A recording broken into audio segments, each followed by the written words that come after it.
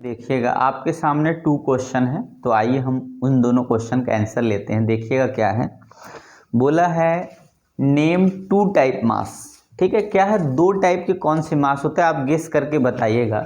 और आपके नीचे एक और क्वेश्चन है, human heart is an inbuilt clock comment. मतलब ह्यूमन के हार्ट में, आदमी जो है उनके हार्ट में क्या होता है, जो है इनबिल्ड क्लॉक होता है, मतलब क्लॉक जैसा काम करता है, क्योंकि हम लोग जानते हैं।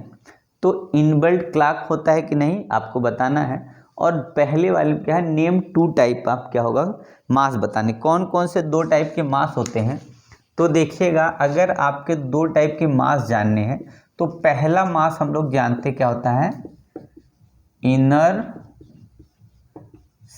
मास, समझ रहे हैं। और दूसरा क्या होता है, ग्रेविटेशनल मास होता है।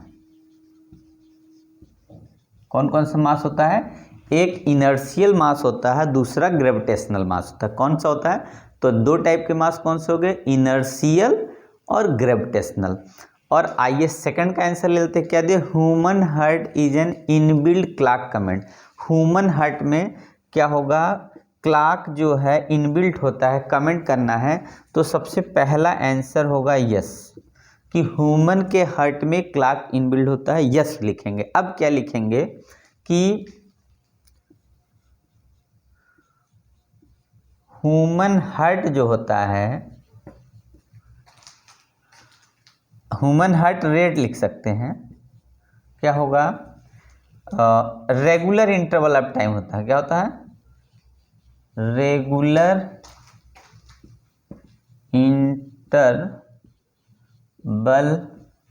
Interval of time. ठीक है, yes, human heart rate regular interval of time क्या करता है। ठीक है, रेगुलर इंटरवल ऑफ टाइम की बात क्या करता हो, हार्ट बीट होता है। ठीक है, ह्यूमन हार्ट क्या हो सकता है, हार्ट बीट लिखिए, हार्ट बीट रेट।